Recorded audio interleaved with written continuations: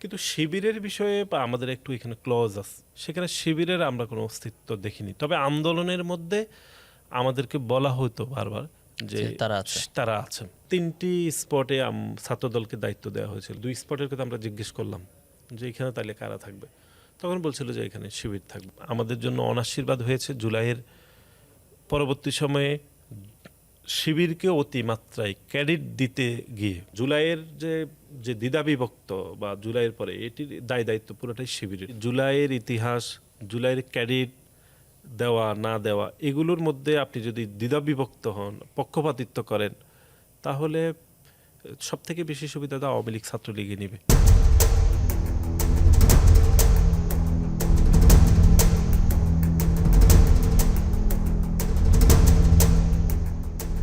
শত শত শহীদের রক্তের বিনিময়ে এসেছে যে জুলাই, শত শত মায়ের বুক খালি হওয়ার বিনিময়ে এসেছে যে জুলাই, শত শত সংসারও বা হাজারো সংসারে সারা জীবনের জন্য দাগ কেটে গেছে বা সারা জীবনের জন্য দুঃখ বেদনা দিয়ে গেছে যে জুলাই, সে জুলাই নিয়ে কথা বলবো।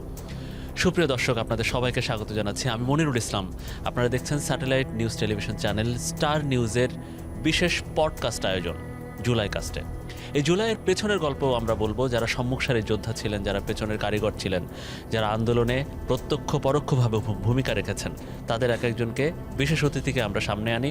তাদের পেছনের সেই গল্পগুলো, সেই বাস্তবতাগুলো, সেই ইতিহাসগুলো আমরা তুলে ধরি আমাদের এই জুলাই কাস্টে। আমাদের আজকের এই আয়োজনে বিশেষ অতিথি হিসেবে আছেন বাংলাদেশ জাতীয়তাবাদী ছাত্র দলের সাধারণ সম্পাদক নাসির উদ্দিন নাসির। আপনাকে অনেক স্বাগত নাসির ভাই। কেমন আছেন? আছি, ভালো আছি, আলহামদুলিল্লাহ। আপনারা এখন ক্ষমতাসীন দল, নিশ্চয়ই আপনারা সেটাও স্বীকার করেন যে এই জুলাই না হলে নিশ্চয়ই ইতিহাস অন্যরকম হতে পারত, এবং সেটা আপনারা স্বীকারও করেন। একটু ছোট করে শুরুতে আপনার কাছে জানতে চাই নাসির ভাই, যে জুলাই আন্দোলনে ছাত্র দলের সম্পৃক্ততা শুরুটা কিভাবে হলো? আচ্ছা, আপনাকে ধন্যবাদ জানাচ্ছি। আপনি জানেন যে এটি প্রথম একটা হাইকোর্টের রায়ের পরে সংক্ষুব্ধ হয়েছিল শিক্ষার্থীরা, যেটি জুন মাসে দেওয়া হয়েছিল। তারপর একটা কোরবানি ঈদ ছিল। জি। এবং আপনার মনে আছে জুলাইয়ের 2 তারিখে প্রথম ঢাকা বিশ্ববিদ্যালয় ঢাকা বিশ্ববিদ্যালয়ের কেন্দ্রীয় গ্রন্থাগারের সামনে থেকে প্রথম বৈষম্য বিরোধী ছাত্র আন্দোলনের ব্যানারে প্রোগ্রামটি হয়েছিল। প্রোগ্রাম হওয়ার পূর্বে, অর্থাৎ জুলাইয়ের 1 তারিখ অথবা জুনের শেষের দিকে, একদম শেষ 2-3 দিনে আমাদের সাথে যারা এখন সমন্বয়কের তখন দায়িত্বে ছিলেন, বিশেষ করে ধরুন জনাব আসিফ, নাহিদ, ওনারা আমাদেরকে সংগঠন হিসেবে ছাত্রদলের সাথে যোগাযোগ করেছিলেন যে ওনারা এরকম একটি আন্দোলন করতে চায় যে হাইকোর্টের যে রায় হয়েছিল সেই রায়ের বিপক্ষে। সর্বপ্রথম কে কাকে ফোন দেয়? এটি প্রথম ফোন করেছিল বা আমাদের সভাপতি রাকিব ভাইকে ফোন করেছিল জনাব আসিফ। প্রথম আসিফ ফোন করেছিল, নাহিদরাও পরে ফোন করেছিলেন। এটি এরকম জুনের শেষের দিকে, একদম মানে কোরবানি ঈদের আগে পরে দিয়ে। আর আনুষ্ঠানিকভাবে জুলাইয়ের প্রথম প্রোগ্রাম হয়েছিল জুলাই 2 তারিখ, আপনার মনে আছে? ঢাকা বিশ্ববিদ্যালয় সংগ্রহ করেছিলেন আপনি।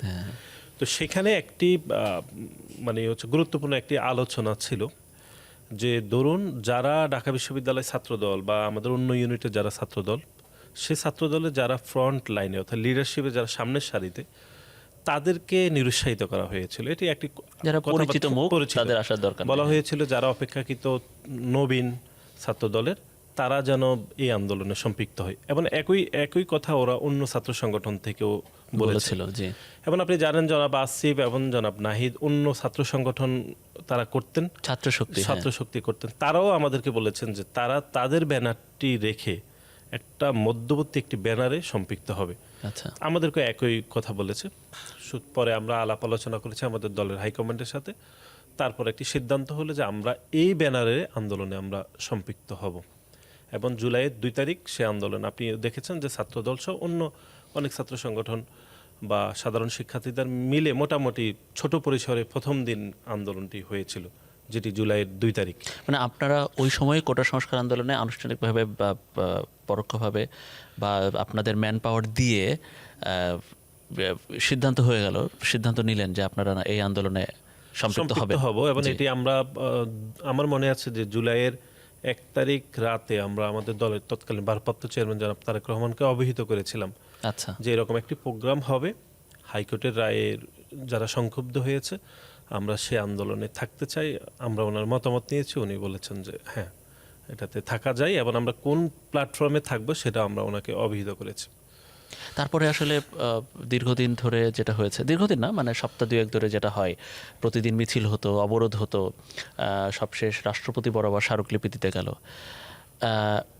ঝামেলা যেটা বাঁধলো সেটা হচ্ছে ঢাকা বিশ্ববিদ্যালয়ে যেদিন হচ্ছে আহত হলে বা সংঘর্ষ হলো বা ঢাকা 15 তারিখ জুলাই। জি জি, ওই দিনের ঘটনা বা ওই দিন আপনাদের ইয়েটা কেমন ছিল বা আচ্ছা, আপনাদের- আমি একটু ছোট করে বলি। সেটি হচ্ছে জুলাই 2 তারিখে প্রোগ্রাম হলো, এরপরে ধারাবাহিকভাবে তো প্রোগ্রাম হলো বা প্রোগ্রামের নামকরণ করা হচ্ছে। জুলাইয়ের 8 তারিখ প্রথম ঢাকার বাহিরে হিসেবে আপনার কুমিল্লা বিশ্ববিদ্যালয়ে প্রথম পুলিশ গুলি করেছিল, হতাহত হয়নি, এমনিতে গুলি করেছিল। রাজশাহী বিশ্ববিদ্যালয় একদিন রাতের বেলা পুলিশ এবং ছাত্রলীগ একটু হামলা করেছিল। এগুলো হচ্ছে ঢাকার বাহিরের চিত্র। জি গণঅভ্যুত্থানের আসলে আসল চরিত্র বা আসল ইতিহাস রচিত হয়েছে জুলাইয়ের 15 তারিখ।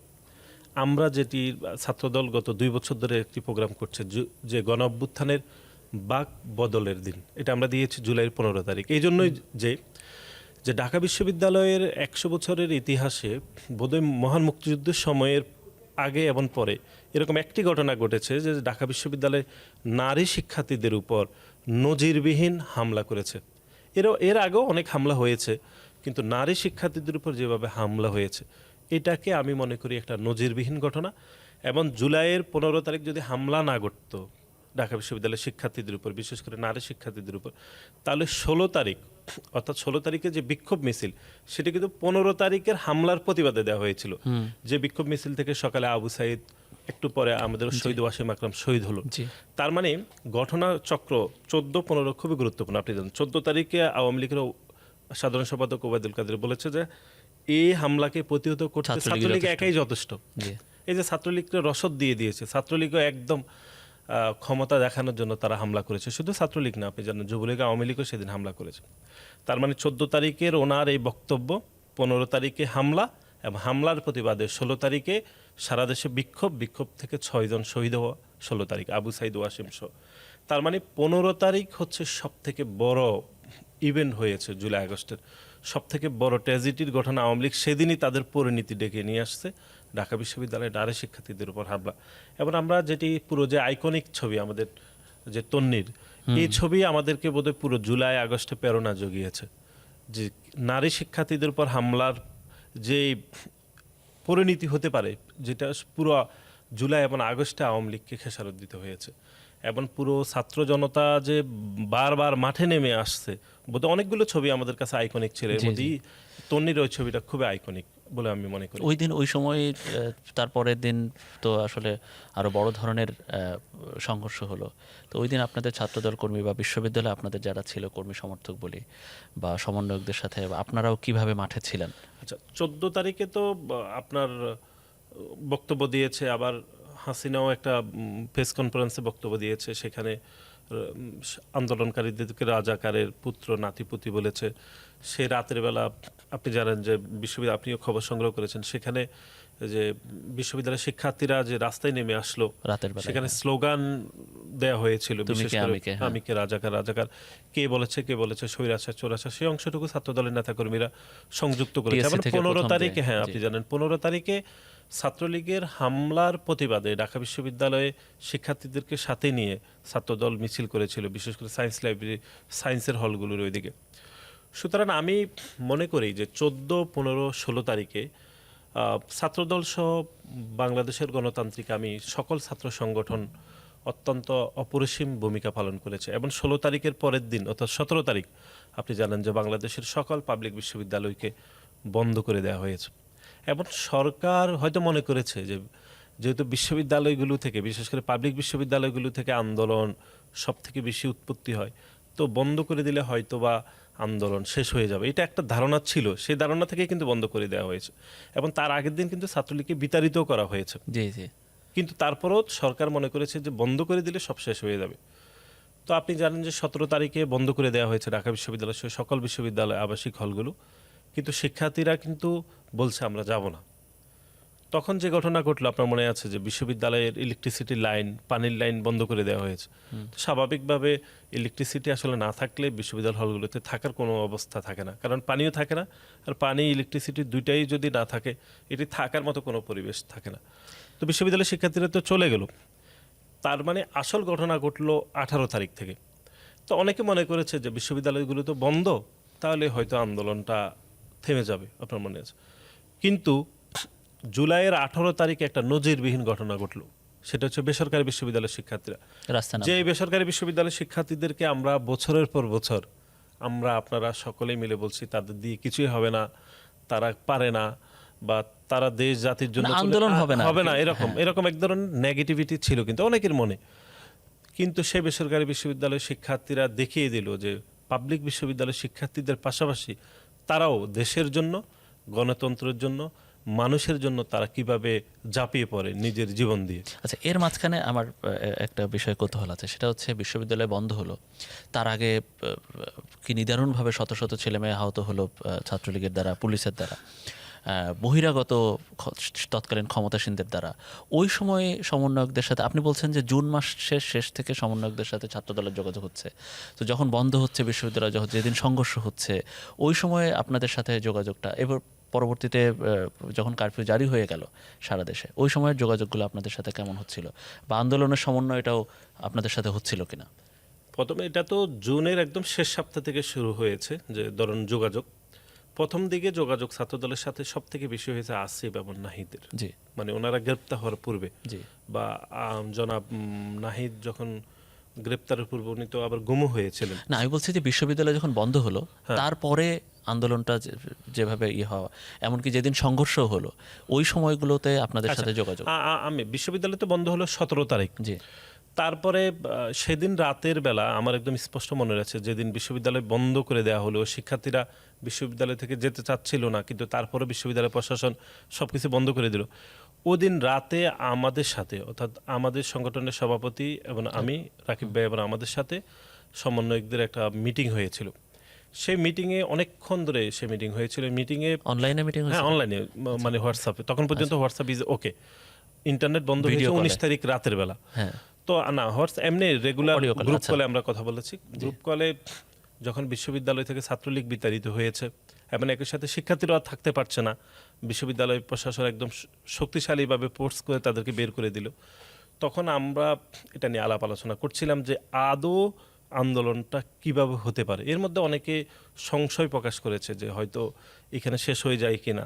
অনেকে বলেছেন না বেসরকারি বিশ্ববিদ্যালয়ের শিক্ষার্থীরা আছে, আবার অনেকে বলেছেন না গতদিন থেকে যাত্রাবাড়িতে মাদ্রাসা শিক্ষার্থীরা আন্দোলন করছিল। তখন আমরা আসলে বিশেষ করে আমাদের বেসরকারি বিশ্ববিদ্যালয় ছাত্রদল বা অন্য যারা বেসরকারি বিশ্ববিদ্যালয় রিলেটেড লিডারশিপ ছিল বিভিন্ন পর্যায়ে, যারা ব্যাট বিরোধী আন্দোলন করেছিল আপনি জানেন, তাদের সাথে একটা যোগাযোগের কথাবার্তা বলা হয়েছিল। আমরা আমাদের বেসরকারি বিশ্ববিদ্যালয় ছাত্রদলের সাথে কথা বলেছি এবং আমাদের ওইখান থেকে ব্যাট বিরোধী যারা আন্দোলনে নেতৃত্ব দিয়েছিল তাদের সাথেও কথা বলা হয়েছিল, যেটা পরবর্তীতে আপনি জানেন পুশাপ, পুনাক বা বিভিন্ন প্ল্যাটফর্ম ছিল, ওনাদের সাথে আমরা সেদিন রাতে কথা বলেছিলাম। আমার এখন স্পষ্ট মনে আছে ওই মিটিংটা লম্বা সময় ধরে হয়েছিল সমন্বয়কদের সাথে। এবং আমরা প্রথমে বলেছিলাম যে অন্তত রামপুরার পরে যে বিশ্ববিদ্যালয়গুলো, অর্থাৎ ব্রাক, এখানে রয়েছে ইস্ট ওয়েস্ট বা এই রাস্তায় অনেকগুলো বিশ্ববিদ্যালয় রয়েছে, এখানে আন্দোলন হয়তো করা যেতে পারে। আমরা অনেককে ইনস্ট্রাকশন দিয়েছি, কিন্তু 18 তারিখে মানে আমাদের ইনস্ট্রাকশন একই সাথে ওই যে প্ল্যাটফর্মগুলো ছিল তারা আমাদের প্রত্যাশার থেকে আরো বেশি আসলে আন্দোলন করেছিল, রাস্তায় নেমেছিল। এবং সেদিন যাত্রাবাড়িতে মাদ্রাসা শিক্ষার্থীরাও নেমেছিল এবং বেসরকারি বিশ্ববিদ্যালয়ের শিক্ষার্থীরাও নেমেছে। এবং আমি তো বলি যে আন্দোলন জুলাই আগস্টের চিত্র ভিন্ন হতো যদি বেসরকারি বিশ্ববিদ্যালয়ের শিক্ষার্থী, মাদ্রাসা শিক্ষার্থীরা রাস্তায় নামতো, তাহলে আন্দোলনের যে ধরেন কনসিকুয়েন্স এখানে থেমে যেত হয়তো। কিন্তু তারা নজিরবিহীনভাবে তারা কন্ট্রিবিউশন রেখেছে, মাদ্রাসা শিক্ষার্থীরাও। এবং আমাদের সভাপতি তো রাকিব বাবু ওইদিকেই ছিলেন লম্বা সময় ধরে। উনি মাদ্রাসা শিক্ষার্থীদের সাথে, মাদ্রাসার অভিভাবক, মাদ্রাসা যারা প্রিন্সিপাল তাদের সাথে দফায় দফায় মিটিং করেছেন। সেখানে কাদের ছিলেন, কাদেরও কিন্তু ওই 17-18 দিকে ওই অঞ্চলেই ছিলেন। কাদের, রাকিব ভাইরা একসাথে অনেক কাজ করেছিলেন। ইন্টারনেট যখন বন্ধ হলো তখনও কি তাদের সাথে যোগাযোগ হতো কিনা, বা আপনাদের সাথে কোনো বিষয় নিয়ে তারা আলাপ আলোচনা করতো কিনা, বা এই যে এলাকা ভিত্তিক আন্দোলন কিভাবে চলছে না চলছে এই বিষয়ে, আচ্ছা তাদের সাথে যোগাযোগ ছাড়াও আপনারাও কিভাবে এটা তখন ডিল করেছেন বা আচ্ছা, ইন্টারনেট বন্ধ হয়েছে 19 তারিখ রাতের বেলা, 19শে জুলাই রাতে। এবং আপনি জানেন যে পুরো জুলাই এবং আগস্টে বাংলাদেশের রাজনীতিতে সবচেয়ে যেটি গুরুত্বপূর্ণ হাব, যে পল্টন এলাকা, এমনকি আওয়ামী লীগেরও পার্টি অফিস, বিএনপির এবং জামাত ইসলামেরও সিটি অফিসটা কিন্তু পল্টন এলাকায়, যদিও ওনাদের মূল অফিস মগবাজার। সবচেয়ে গুরুত্বপূর্ণ হচ্ছে পুরো জুলাই আগস্টে একদিনে এখানে সংঘর্ষ হয়েছে পল্টন, পুরো আওয়ামী লীগ, বিএনপি, জামাতের এই যে পার্টি অফিস কেন্দ্রিক, সেটি শুক্রবার ছিল। তো সেদিন 18ই জুলাই, সেদিন রাতের বেলা, সেদিন আপনি জানেন যে আমাদের ছাত্রদল, যুবদলে 3 জন শহীদ হয়েছিলেন।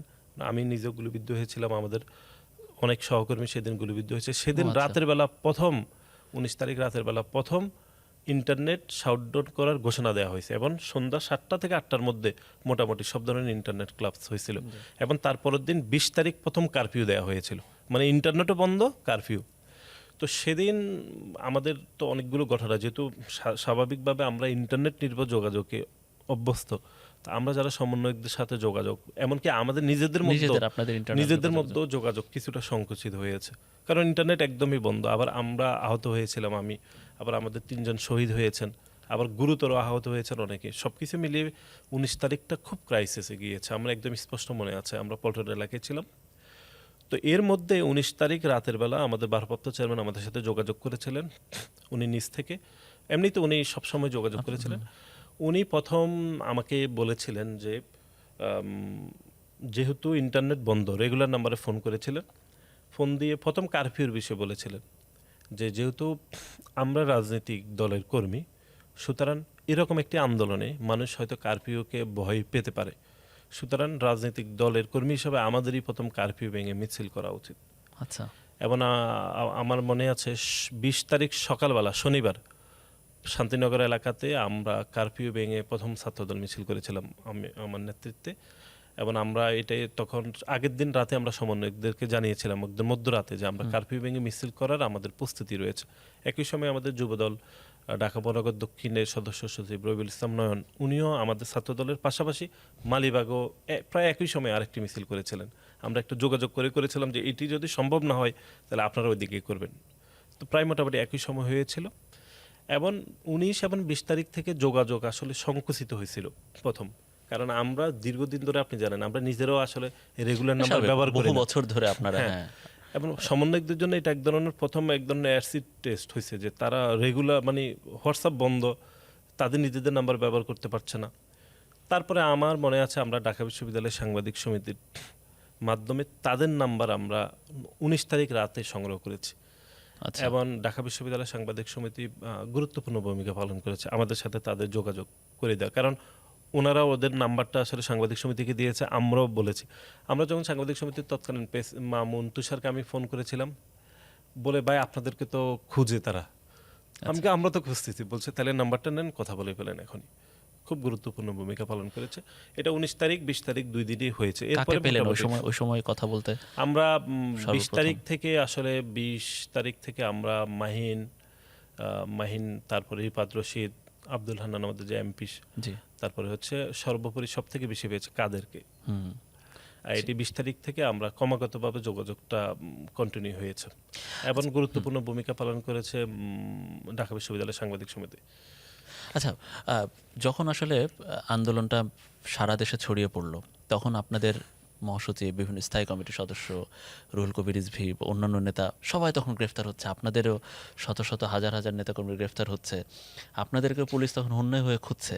তো একাধারে রাজপথে আন্দোলন করতে হবে, আবার পালিয়ে পালিয়ে বেড়াইতে হবে। তো ছাত্রদলের সেক্রেটারি তখন আসলে কিভাবে, কোথায় থাকতো, কার ওখানে থাকতো, কার আশ্রয়ে থাকতো, এইটা যদি একটু বলতেন। এমনি তো আসলে এটি এখন হয়তো পরিস্থিতি আপনাকে বোঝানো যাবে না, বা বললেও অনেক সময় অনেকের কাছে আপনি বলতে পারেন, আমি সেই সময়কার ইতিহাসটা একটু জানি। এত খারাপ পরিস্থিতি ছিল। এমনিতেও আমরা রাজনীতি আপনি জানেন পুরো আমাদের ক্যারিয়ারটা আসলে বিরোধী দল। এই হ্যাঁ, হ্যাঁ। স্বল্প সময়ে আমরা এটা ঠিক। আমাদের মূল দল সরকারে রয়েছে। আমি ধরো ৮-৯ সাল থেকে রাজনীতি করি, পুরোটা সময় বিরোধী দল। সুতরাং আমাদের প্রজন্ম থেকে প্রজন্ম মানে বিরোধী পালিয়ে দলের পালিয়ে রাজনীতি বেড়ানোটাই বেড়ার আপনাদের অভ্যাস। অভ্যাসে পরিণত কিন্তু হয়েছে। জুলাই আগস্টে খুবই ব্যতিক্রমী ঘটনা যে প্রতিদিনই দিনে দুপুরে মানুষকে মেরে ফেলা হচ্ছে, আমরা রাজপথে থাকতেছি, আবার এই যে প্রত্যেকটি প্রোগ্রামের সাথে সম্পৃক্ত থাকছি, মতামত দিচ্ছি দলের পক্ষ থেকে, এটি আমাদের জন্য খুবই কঠিন ছিল। এবং একই সাথে প্রতিদিনই আমাদের নেতাকর্মীরা গ্রেপ্তার হচ্ছে। আপনি জানেন যে ৩,৫০০ নেতাকর্মী ঢাকাতে গ্রেপ্তার হয়েছে সিনিয়র জুনিয়র মিলে। তো সুতরাং আমাদের জন্য তো কঠিন ছিল। আমার বাসা এমনি ছিল মালিবাগ খিলগাঁও এলাকাতে, কিন্তু জুলাইয়ের ৮-৯ তারিখ থেকে, অর্থাৎ আমাদের ছাত্রদলের ঢাকা কলেজের রাসেলকে গুম করা হয়েছিল প্রোগ্রাম থেকে, সেদিন থেকে আমরা বুঝে গেছি যে এটি আগের মতোই হবে। সেদিন থেকে আর বাসাতে থাকা যায়নি। এরপরে আমরা বনশ্রী, উত্তরা, মিরপুর, এই ৩টি জায়গায় আমি ছিলাম। তো সব থেকে বেশি ছিলাম বনশ্রীতে। কার ওখানে থাকতেন? আমার বন্ধু শাকিলের বাসা, ও আমাদের সেন্ট্রাল কমিটির জয়েন্ট সেক্রেটারি। আচ্ছা। ওর সাথে কন্ডিশন ছিল যে ও কোনো ফোন ব্যবহার করবে না, আমি তাহলে ওর বাসায় থাকবো। আচ্ছা। এবং আমরা লম্বা সময় ধরে আমি ওইখানে ছিলাম, এবং ওর বাসার নিচে একটা রুমে ইন্টারনেট সংযুক্ত অবস্থায় আমি সব থেকে বেশি সেখানে কানেক্ট ছিলাম। এটি খুবই আমার কাছে পুরো জুলাইয়ের জার্নিটা, এমনি তো আমরা আন্দোলন সংগ্রামের মধ্যে দিয়ে আপনাদের ঘুরেছি। সভাপতি কোথায় থাকতো তখন? তাদের সাথে উনি নিশ্চয়ই আপনাদের- যাত্রাবাড়ি ওইদিকে থাকতেন, যাত্রাবাড়ি বেশি। এবং পুরো আন্দোলনে ওনার সাথেও আমার 2-3 বার যোগাযোগ বিচ্ছিন্ন হয়ে গিয়েছিল।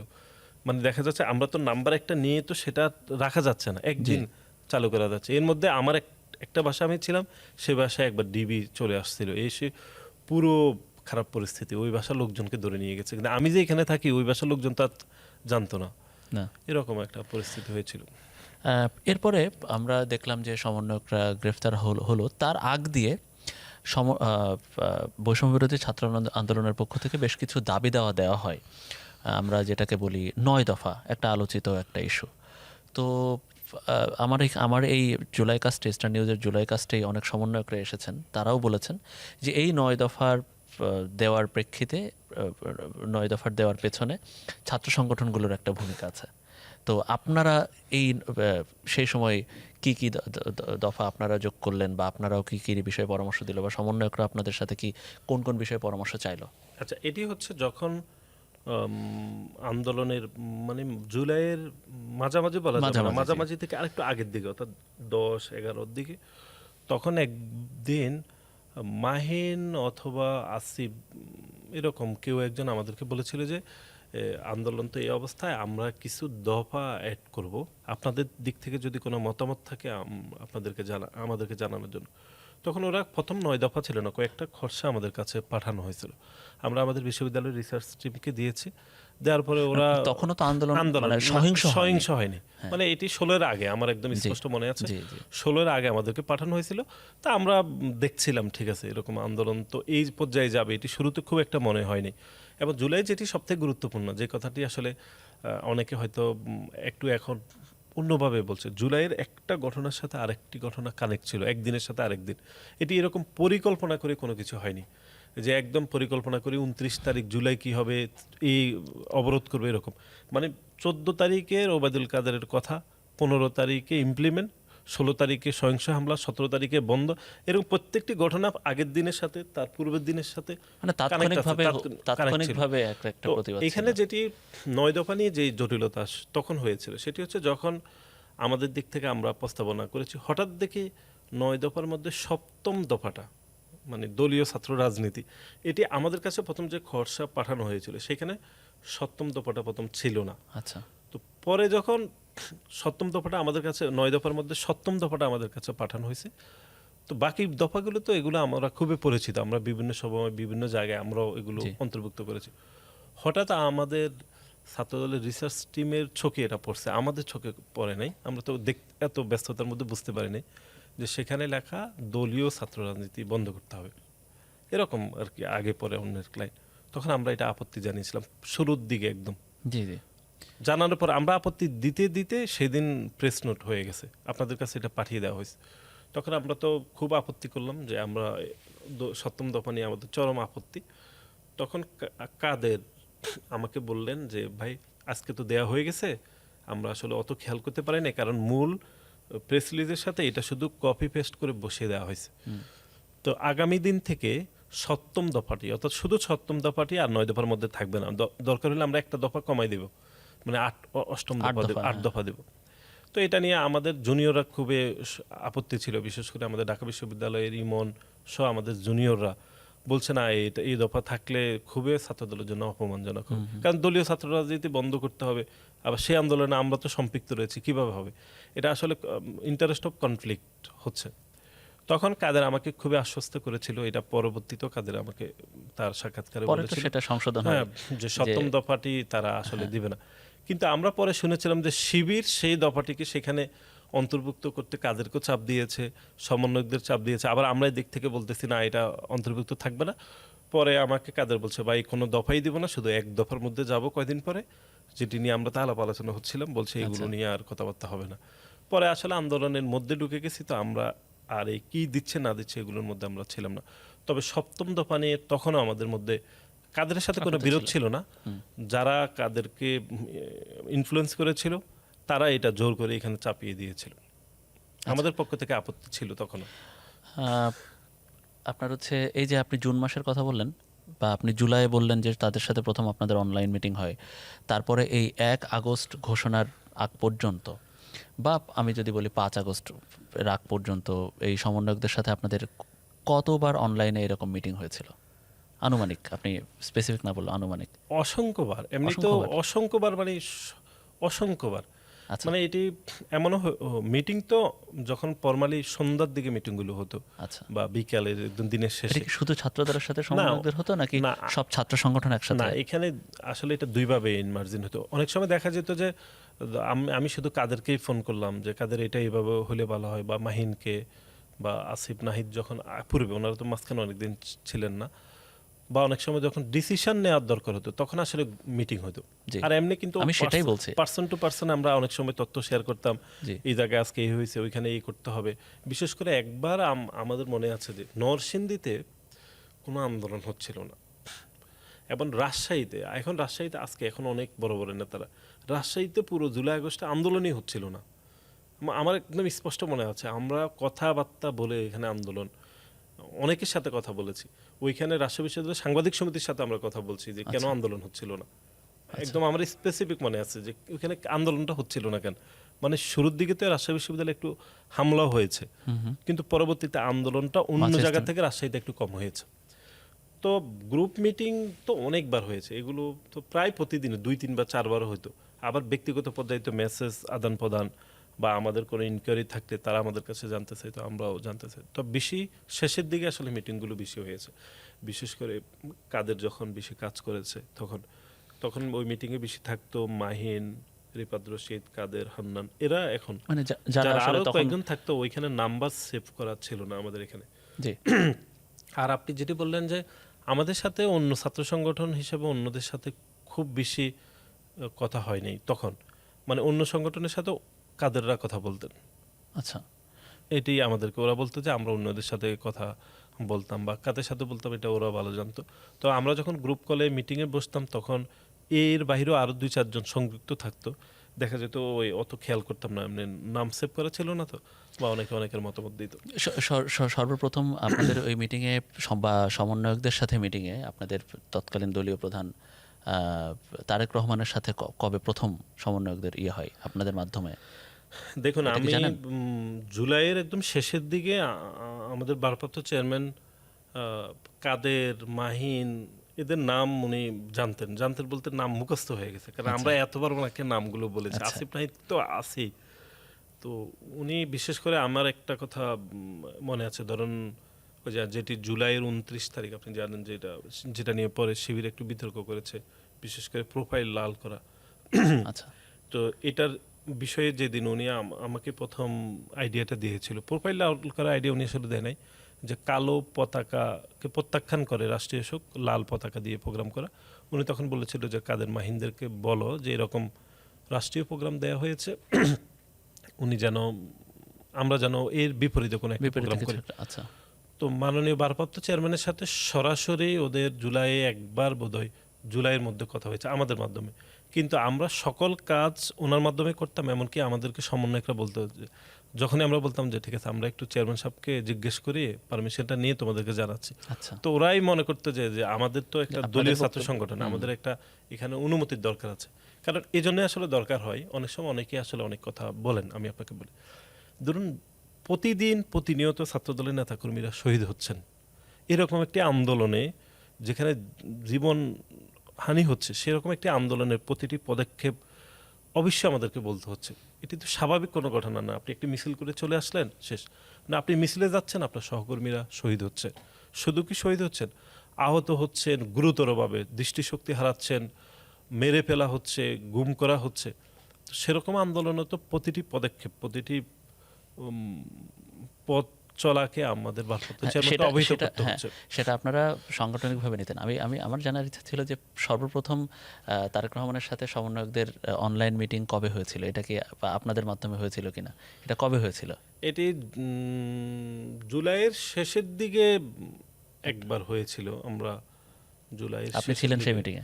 জুলাইয়ের শেষের দিকে এরকম হয়েছিল। আমরা 1-to-1 এরকম ফোনে এরকম কানেক্ট ছিল না, আচ্ছা। মানে একদম ডিরেক্ট কানেক্ট ছিল না। আচ্ছা, মানে এরকম 3-4টা মিটিং হয়েছে যে আমরা এক ফোনে মিটিং করতেছিলাম, আমরা আরেক ফোনে ওনাকে আমরা ধরেছিলাম ও যে আচ্ছা, এটা আচ্ছা। এইরকম সিদ্ধান্ত Manual- ম্যানুয়ালি manually। এবং শেষের দিকে কিন্তু মোবাইলে মানে ওয়াইফাই ছিল না, এই জন্য আপনি যে গ্রুপ জি। মিটিং যেভাবে করা ওইভাবে করা ছিল না। আমরা একবার কনফারেন্সে কথা বলছি রেগুলার নাম্বারে, কনফারেন্স যেটা আমরা 2009-8 সালে যেরকম কথা বলতাম জি। যে দুইজন একসাথে মোবাইলে এরকম কথা বলছি, পরে ওনাকে অন্য ফোনে আমরা কানেক্ট করেছি।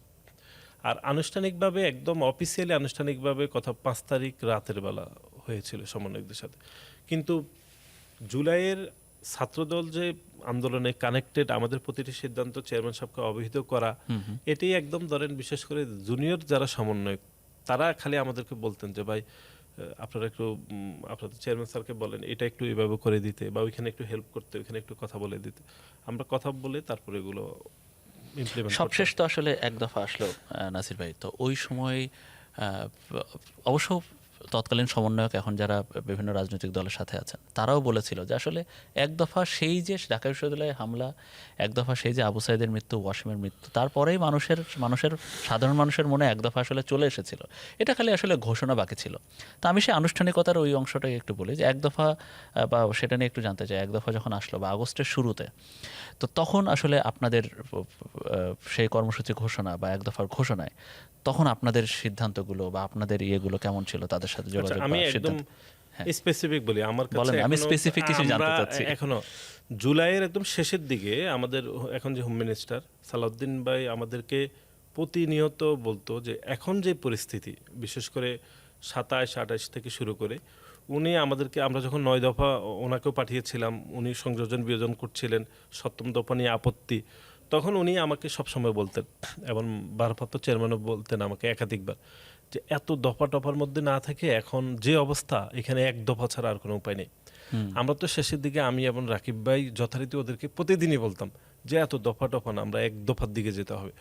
তখন আমার মনে আছে যে আমরা এটা সব থেকে বেশি বলেছিলাম যে আসিফ নাহিদরা যখন ফিরে আসলেন ইয়ে থেকে, অর্থাৎ পুলিশের কাস্টডি থেকে, তখন আমরা ওদেরকে সব থেকে বেশি বলেছিলাম। ওরা বলছে ভাই সকলের সাথে আলাপ আলোচনা হচ্ছে, এটির দিকে আমরা আগাচ্ছি। এবং আমরা কাদেরকে সব থেকে বেশি বলেছিলাম যে তোমরা এখন তোমাদের বাইরে আসতে ওদেরকে শক্ত করে বলো যে আমরা এক দফার দিকে যেতে হবে। এবং ওরা যে এক দফা চায় না সেটা না, ওরাও বলেছে, কিন্তু যেহেতু অনেক স্টেক হোল্ডার আছে, অনেকের সাথে আলাপ আলোচনা আছে। এবং জুলাইয়ের 26-27 আমি যে এক দফার বিষয়ে আমাদের চেয়ারম্যান সাহেব এবং বিশেষ করে হোম মিনিস্টার, উনি তো এর বাইরে চেয়ারম্যান সাহেবের বিপরীতে উনি একটু আমাদের সাথে কাজ করতেন। আমাদের দলের যে চিন্তাভাবনা এক দফার দিকে, আমাদের দলের যে ইয়েটা, সেটা আমরা বহুবার ওদেরকে জানিয়েছি যে এখন আসলে এক দফা দিতে হবে। আমরা বিশেষ করে আগস্টের 1 তারিখেও আমরা ওদেরকে আনুষ্ঠানিকভাবে বলেছি যে এটা অনেক ডিলে হয়ে যাচ্ছে, আসলে এক দফায় এখন দিতে হবে। তখন ওরা বলছিল 2-1 দিনের মধ্যে এটা করতেছে, সকলের সাথে আলাপ হচ্ছে, তারপরে আসলে এক দফা দেওয়া হয়েছিল। একটা বিষয় আপনার তখন হচ্ছে একটা ছবি সামনে এসেছিল যে তারেক রহমান, নাহিদ ইসলাম সহ অন্য সমন্বয়করা এবং ছাত্রদলের সভাপতি এবং আপনি একটা ভিডিও কলে কথা বলছেন, সেটা কি 5 আগস্টের? সেটা হচ্ছে 5 আগস্ট সন্ধ্যার দিকে। কি কথা হয়েছিল সেটা? এটা আমি একটু বলি। সেটা হচ্ছে আমাদের সাথে তো ধরুন আমাদের ভারপ্রাপ্ত চেয়ারম্যানের পুরো জুলাইতে আমি আপনাকে বলি যে উনি অন্য কোনো কাজ করেছেন এটা আমার কাছে কখনো মনে হয়নি। এমনিতে ধরেন উনি ব্যস্ত থাকে দলের ম্যাডামের অবর্তমানে, উনি দলকে দেখাশোনা করেন, এমনি তো ব্যস্ত নর্মালি সময়। আমরা অনেক সময় অনেক সরাসরি ফোনে এক চান্সে আমরা পেয়ে যেতাম, বা অনেক সময় আমরা মেসেজ করে রাখলে উনি কিছুক্ষণ পরে আমাদেরকে ফোন করতেন। মানে আমি লন্ডনের কথা বলছি উনি যখন ছিলেন। কিন্তু জুলাই এবং আগস্টে আপনাকে খুবই ইন্টারেস্টিংলি বলি, এরকম বহু দিন ঘটেছে যে উনি আমাদেরকে ফোনে পাচ্ছেন না। দেখা গেছে আমরা ফোন রেখে তো আমরা মাঠে ছিলাম, ফোন তো বাসায় ছিল বা ইন্টারনেট সংযোগ নাই, উনি খবর পাঠাতেন যে ওদেরকে পাচ্ছি না। এমনকি উনি শেষের দিকে আমি এবং রাকিব ভাই 2 দিন দুইজনেই একসাথে মাঠে চলে গিয়েছি, আমি রামপুরাতে উনি যাত্রাবাড়িতে। তো উনি একটু মন খারাপ করলেন আমাদের দুইজনের উপর, খুবই রাগ করলেন যে তো আমরা কেন দুইজন গিয়েছি। উনি আমাদেরকে কিন্তু না করেছেন যে দুইজন যাওয়া যাবে না। তো আমরা 2 দিন এরকম দুইজন চলে গিয়েছি। দেখা গেছে যে নেতাকর্মীদেরকে কানেক্ট করতে হচ্ছে, যেতে হয়েছে। তো উনি তো খুব রাগ করলেন যে আমরা কেন দুইজন গেলাম। এটার কারণ হচ্ছে, কারণ যেভাবে গ্রেপ্তার হতাহত হচ্ছে, এখানে কোনো অ্যাক্সিডেন্ট হয়ে গেলে আসলে আন্দোলনের সমন্বয়কদের সাথে যে যোগাযোগ, এটা চরমভাবে বিঘ্নিত হইতো। উনি কোনোভাবে চাই না এটা বিঘ্ন হোক, উনি চাইছে আমাদের মাধ্যমে এটা কমিউনিকেশনটা continue থাকুক। হ্যাঁ, তো আমরা তো ওনাকে 5 তারিখে ওই মিটিংয়ে ওনাকে কি হয়েছিল? যেটি বললাম, ওনাকে এরকম হয়েছে যে আমাদেরকে উনি পাচ্ছে না। পরে আমরা এসে বলছি যে আমরা তো বাইরে ছিলাম, এই জন্য পাচ্ছে না। তো 5 তারিখে যখন শাহবাগ থেকে আমরা কাজ একটু শেষ করে সন্ধ্যার একটু দিকে আমাদেরকে জানানো হয়েছে যে আমাদের একটা মিটিং হবে। পরে হচ্ছে এটা মিটিংয়ে ছিল আমাদের ভারপ্রাপ্ত চেয়ারম্যান ছিলেন, উনি তখন ভারপ্রাপ্ত চেয়ারম্যান ছিলেন, ওনার মেয়ে ছিলেন বেশ জামিয়া রহমান, আমি ছিলাম আমাদের সভাপতি ছিলাম, ওইদিকে হাসনাত, নাহিদ, আসিফ, নাসরুদ্দিন পাটোয়ারিও ছিলেন। তারপরে আরেক দিকে আমাদের বিএনপির আইসিটি বিষয়ক সম্পাদক যিনি উনি ছিলেন। উনি বেসিক্যালি মিটিংটা আয়োজন করেছেন, জুম মিটিং। সেখানে বেসিক্যালি পূর্বে তো আমাদের বহু আলোচনা হয়েছিল, তারই ধারাবাহিকতায় সরকার পতন হয়েছে, সবাইকে ধন্যবাদ দিয়েছে একজন আরেকজনকে। সরকারের ধরন কি হবে এটা নিয়ে আসলে আলাপ হয়েছিল, এবং তখনই আসলে সমন্বয়কদের পক্ষ থেকে 2 ধরনের সরকারের কথা বলা হয়েছে, একটা জাতীয় সরকার, একটা তারপরে হচ্ছে যেটা ইন্টারিয়াম ছিল ওই দাসের সরকার বলা হয়েছে। এবং আমাদের মাননীয় ভারপ্রাপ্ত চেয়ারম্যান তাদের কাছে জানতে চেয়েছে যে তাদের ইন্টারিয়াম সরকারের প্রধান হিসাবে কারো চয়েস আছে কিনা, এরকমও নাম আলাপ আলোচনা হয়েছে। সেখানে ডক্টর ইউনূসের নাম আলাপ হয়েছিল, তারপরে যিনি অর্থ উপদেষ্টা ছিলেন ওনার নাম আলাপে আসছে। তারপরে আমার একটু মনে আছে আসিফ স্যারের নামও সেখানে একটু আলাপ হয়েছে। কিন্তু এটি একটা প্রাইমারি মিটিং হয়েছে। এরপরও আরও একটা মিটিংও আমরা ছিলাম, যেটি পর প্রকাশিত নেই। 1 জুলাইয়ের এরকম মিটিংয়ের একটা ছবি আসলে হয়েছে, এবং আমরা কখনো চিন্তা করি না এরকম মিটিংয়ের ছবি রাখতে হবে, স্ক্রিনশট রাখতে হবে। এগুলো আসলে আমাদের দিক থেকে কখনো রাখা মানে চিন্তা ভাবনাই ছিল না। কিন্তু পরক্ষণে আমরা বহু স্ক্রিনশটটা এখন আমাদের কাছে আছে, বা এগুলো আমরা ছাত্রদল তো কোনো সময় কোনো ক্রেডিট নেই বা দাবিও করে নেই, সেজন্য আসলে এগুলো নেই। আপনি নিজের দলের বিভিন্ন ভূমিকা অবদানের কথা বলেন, এটা আসলে অনস্বীকার্য। আপনারা তখন মানে এটা কেউ না বললে আমরা যারা তখন প্রত্যক্ষদর্শী ছিলাম সাংবাদিক হিসেবে, আমরা ছাত্রদলের নেতাকর্মীদের অবশ্যই মাঠে দেখেছি, তখন আপনাদেরকে দেখেছি, ছাত্রদলের সভাপতিকে দেখেছি। তো আসলে ওই সময়ে অন্যান্য ছাত্র সংগঠন, বিশেষ করে শিবির বা তৎকালীন ছাত্র অধিকার পরিষদ, তাদের ভূমিকাটা আপনাদের চোখে পড়েছে কিনা, বা তাদের ইয়েটা আপনারা আজ করতে পেরেছিলেন কিনা যে না আমাদের সাথে অন্যান্য ছাত্র সংগঠনগুলো আছে? এমনিতেও জুলাইয়ের 2 তারিখ থেকে যখন প্রোগ্রাম আনুষ্ঠানিকভাবে শুরু হলো, তখন অনেক ছাত্র সংগঠনের সাথে সমন্বয়করা যোগাযোগ করেছিল। আমরা শুনেছি যে অন্য ছাত্র সংগঠনগুলো আছে, বিশেষ করে ছাত্র অধিকার পরিষদ তো ছিলই, এটি অবশ্যই। তারপরে ছাত্র ফেডারেশনও ছিল, মানে স্বল্প পরিসরে তারা ছিল, ছাত্র ইউনিয়ন ছিল, তাদের নেতাকর্মীরা কিন্তু শহীদ হয়েছেন। কিন্তু শিবিরের বিষয়ে আমাদের একটু এখানে ক্লজ আছে। সেটি হচ্ছে শিবির যেহেতু ঢাকা বিশ্ববিদ্যালয়ে তাদের কোনো রাজনীতি ছিল না, সেক্ষেত্রে ধরেন জুলাইয়ের 2 তারিখে যে প্রোগ্রামটি শুরু হলো, সেখানে শিবিরের আমরা কোনো অস্তিত্ব দেখিনি। তবে আন্দোলনের মধ্যে আমাদেরকে বলা হতো বারবার যে তারা আছেন, এবার আমাদের সাথে শিবিরের আনুষ্ঠানিক কখনো জুলাই আগস্টে কোনো কথাবার্তা হয়নি। তবে আমরা শুনেছি যে তারা আছে, এবং আমাদেরকে অনেক সময় বলতো যে, যেমন বিশেষ করে জুলাইয়ের শেষের দিকে আন্দোলন একটু ভিন্ন গতিপথ পেয়েছিল, বিশেষ করে ধরুন 2-1 দিন আন্দোলন ঢাকাতে খুব ভালোভাবে হয়নি, এমন হয়েছে আন্দোলন ধরেন এক প্রকার ফ্লপ হয়েছে, এরকম ঘটনা ঘটেছে। তখন আমরা আবার রাতে মিটিং করেছি যে তাহলে এবারের আন্দোলন, এবার আগামী দিন আমরা একটু স্পট ভাগ করে থাকব। তখন এরকম একদিন হয়েছে যে আমরা 3টি স্পটে ছাত্রদলকে দায়িত্ব দেওয়া হয়েছিল যে আমরা বলছি আমরা এই 3টি স্পটে থাকবো। পরবর্তীতে আমাদেরকে বলা হয়েছে বাকি 2 স্পটের কথা আমরা জিজ্ঞেস করলাম যে এখানে তাহলে কারা থাকবে, তখন বলছিল যে এখানে শিবির থাকবে। কোন কোন স্পট সেটা? যেমন যাত্রাবাড়িতে ছাত্রদলের কথা বলা হয়েছে, রামপুরাতে ছাত্রদল, বিশেষ করে ওই যে দোলাইখাল দিয়ে ওই স্পটে বলছিল শিবির থাকবে। তারপরে হচ্ছে আরেকটা স্পট ছিল ধানমন্ডির এইদিকে স্পট যেখানে সায়েন্স ল্যাব, এখানে বলছিল না, সায়েন্স ল্যাব না, সায়েন্স ল্যাব এইদিকে হ্যাঁ, এখানে বলছিল যে শিবির থাকবে, এরকম আমাদেরকে বলেছিল। এরকম পরবর্তীতে আবার এগুলো সংযোজন বিয়োজন হয়েছিল। তারপরে আসলে 5 আগস্ট হলো। 5 আগস্ট হওয়ার পরে অন্তর্বর্তী সরকার আসলো। আমরা দেখলাম যে আসলে তখন যারা কাঁধে কাঁধ মিলিয়ে একসাথে জুলাই আন্দোলন করেছে বা 17 বছর একসাথে আন্দোলন করেছে, একসাথে শহীদ হয়েছে বা আহত নিহত হয়েছে, রাজনৈতিকভাবে নিপীড়নের শিকার হয়েছে, নির্যাতনের শিকার হয়েছে, এই জুলাই আন্দোলনকারী পক্ষ দেখলাম যে আমরা একটা একটা করে একটু ভাগ হয়ে গেল। এইটা কেন হলো একটু ছোট করে বলা যায়, বা কেন বা হতে হলো? এটি বা আসলে সেটা হওয়ার কথা ছিল কি? ছিল না, উচিত ছিল না। এটি হয়েছে প্রথম হচ্ছে গণঅভ্যুত্থানের একক মালিকানা চিন্তাই করা, মানে এরকম চিন্তায়ের মতো ঘটনা ঘটেছে। বিশেষ করে আপনি জানেন যে এটি আমি সবাই দোষ দেব না, মানে আমি বলছি না সমন্বয়কদের সবার দোষ আছে। কিছু কিছু সমন্বয়ক অতিমাত্রায় শিবিরকে ক্রেডিট দেওয়া শুরু করেছে। আচ্ছা, তো যখন ক্রেডিট দেওয়া শুরু করেছে যে সব শিবির করেছে ওনারা করে নেই, তখন তো ছাত্রদলের এত ত্যাগের বিপরীতে তো ক্যাম্পেইন করতে হবে। তখন বলেছে 0% কন্ট্রিবিউশন, 100% সেলিব্রেশন। যখন এটি খুব পাত্তা পাওয়া যাচ্ছে না, সামাজিক যোগাযোগ মাধ্যমে ক্যাম্পেইন করে সুবিধা করতে পারছিল না, তখন আপনি জানেন যে আমাদের মূল দলের বিপক্ষেও ক্যাম্পেইন করা হয়েছে। এমনকি দেশনেত্রী বেগম খালেদা জিয়ার ওনার যে একটা ভাষণ দিয়েছেন সেটাকেও নিয়ে তারা সমালোচনা করেছে।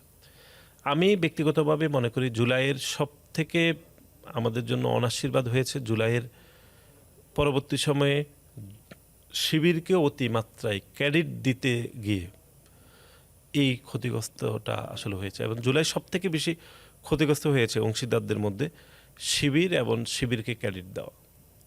এবং আপনি বিভাজনে শুরু হয়েছে এবং শিবিরের শীর্ষ নেতারা যারা দায়িত্বে ছিলেন, তাহলে কি করা উচিত ছিল?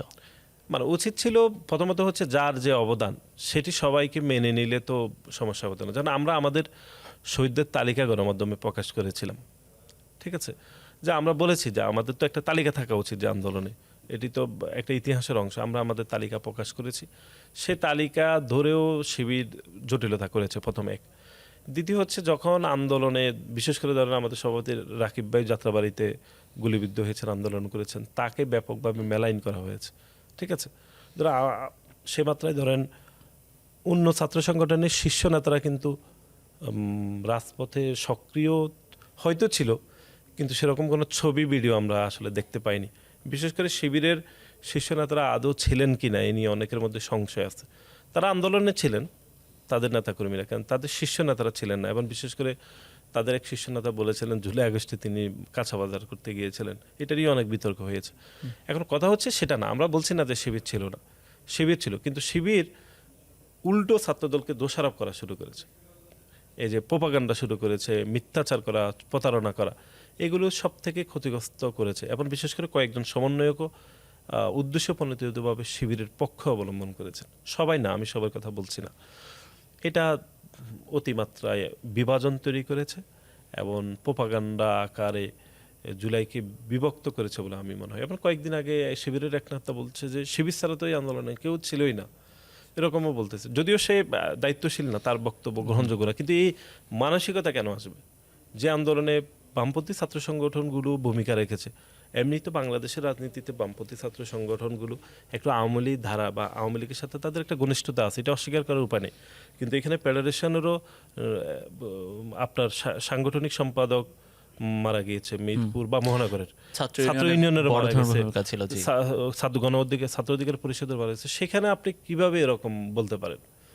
ঠিক আছে, সকল মত তো এখানে একসাথে হয়েছে। যারা একদম এক্সট্রিম আওয়ামী লীগ করেছে তারা ব্যতীত সবাই কিন্তু আন্দোলনে ছিল, এমনকি আওয়ামী লীগের সাথে একসময় শরিক ছিল, তাদের ছাত্র সংগঠন পর্যন্ত আন্দোলনে ছিল। সুতরাং এরকম একটি জায়গায় তো আপনি প্রোপাগান্ডা করতে পারেন না। কিন্তু এটি দুর্ভাগ্যজনকভাবে এটি শিবির করেছে, এবং জুলাইয়ের যে দ্বিধাবিভক্ত বা জুলাইয়ের পরে এটির দায়িত্ব পুরোটাই শিবিরের অতিমাত্রায় ক্রেডিট নেওয়া, অন্যকে দোষারোপ করার কারণে অংশীদাররা সবাই ক্ষতিগ্রস্ত হয়েছে। তো সেক্ষেত্রে একটা বড় ছাত্র সংগঠন হিসেবে আপনাদেরও আসলে ভূমিকা কি হওয়া উচিত সামনে, যে আপনার যদি এই বিভাজনটা থাকে তাহলে আসলে লাভ কার? লাভ আওয়ামী লীগের বা ছাত্রলীগের। আচ্ছা, এটি তো এটা অস্বীকার করার উপায় নেই, বা আমি তো এই দায় এড়িয়ে যেতে পারবো না। যে আপনি যদি জুলাইয়ের ইতিহাস, জুলাইয়ের ক্রেডিট দেওয়া না দেওয়া এগুলোর মধ্যে আপনি যদি দ্বিধাবিভক্ত হন, পক্ষপাতিত্ব করেন, তাহলে সব থেকে বেশি সুবিধা তো আওয়ামী লীগ ছাত্রলীগে নিবে। এটি স্বাভাবিক। সবশেষ প্রশ্নে যাব নাসিরউদ্দিন নাসির। জুলাই আন্দোলনে একটা চেতনা নিয়ে হয়েছিল, আমরা মুক্তিযুদ্ধের চেতনার কথা বলি। নিশ্চয়ই জুলাই এত বড় গণ অভ্যুত্থান, এত বড় আন্দোলন হয়েছে, এত মানুষের রক্ত গেছে, আপনাদের নেতাকর্মীরাও অকাতরে জীবন বিলিয়ে দিয়েছে। তো সেই চেতনার এখন অন্তর্বর্তীকালীন একটা সরকার ছিল, এখন আপনাদের দল ক্ষমতায়, চেতনা কি আসলে বাস্তবায়ন হয়েছে বা কতদূর কি করা উচিত এই বাস্তবায়ন করতে? আমি যেটি মনে করি সব সময় সেটি হচ্ছে, এটি বহুবার বলতে হয়, তারপরও বলতে হবে। আপনার কি মনে হয় যদি 2014 সালের যে নির্বাচন, 2018 সালের নির্বাচন, 2024 সালের নির্বাচন, বাংলাদেশের সকল মানুষ নিরপেক্ষভাবে ভোট প্রদান করতে পারত, তাদের মতামতে সরকার প্রতিষ্ঠা করতে পারত, এবং সেটা যদি আওয়ামী লীগও হতো সাপোজ কথা, তাহলে কি জুলাইয়ের 24-এর গণঅভ্যুত্থানের প্রেক্ষাপট তৈরি হতো? আমার মনে হয় হইতো না। মানুষ তো, যে রিক্সাওয়ালা সেই কেন কোটা সংস্কার আন্দোলনে নেমেছে, যে যার মুদি দোকানদার, যার বংশে কেউ হয়তো এই পুরো চাকরির বাজারে নেই, সে কেন নেমেছে? কারণ হচ্ছে গত 17টি বছর বাংলাদেশের মানুষকে সংক্ষুব্ধ করে রাখা হয়েছে, তাদের ভোটাধিকার নিশ্চিত করতে দেওয়া হয়নি। যখনই ভোটাধিকার নিশ্চিত হয়নি, একই সাথে তার কণ্ঠরোধ করা হয়েছে, তার অধিকার খর্ব করা হয়েছে, বিশেষ করে তরুণদেরকে, যে যাদের বয়স 18 থেকে 35-এর মধ্যে ছিল 2024 সালে, নির্বাচনে ভোট দিতে পারে না। এবং তরুণরা যে দেশ গঠনের সব থেকে বড় অংশীদার, ফ্যাক্ট, এটা কি তরুণরা কোনোদিন বুঝতে পেরেছে? সেই তরুণরাই তার নিজের জীবন দিয়ে সেই খুনি হাসিনাকে বিতাড়িত করেছে, যে খুনি হাসিনা তার 3টি জাতীয় নির্বাচনে ভোটাধিকার খর্ব করেছে। সুতরাং আমাদের সব থেকে বড় সংকট ছিল যে আমার মতামতের সরকার আমরা প্রতিষ্ঠা করতে পারিনি। সুতরাং জুলাইয়ের সবচেয়ে বড় স্পিরিটই ছিল যে একটি গণতান্ত্রিক বাংলাদেশ বিনির্মাণ, যেখানে মত প্রকাশের স্বাধীনতা থাকবে, যেখানে আমি আমার জীবন দিয়ে দিব কিন্তু আমি আমার মত প্রকাশ করতে পারবো, আমার মতের ভিত্তিতে একটা সরকার প্রতিষ্ঠা হবে।